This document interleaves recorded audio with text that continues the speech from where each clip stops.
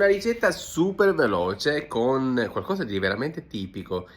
I finocchietti selvatici, quelli dei Monty Play. Andiamo a vedere come fare. I finocchietti, quelli selvatici, li passiamo in padella con l'aglio e l'olio. Questi sono quelli delle campagne ragusane che ho sbollentato, ho tagliato finemente e ho conservato.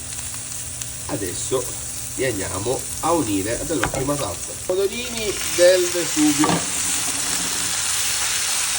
Un bel cucchiaione di pesto siciliano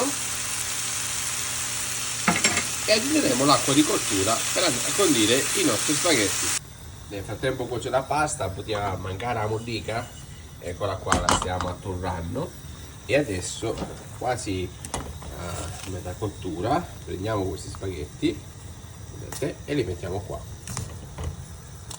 Come vi ho detto, aggiungiamo l'acqua di cottura un bel po', vedete, sta unendo la pasta al nostro sughetto ed ecco il momento, voilà, che profumo,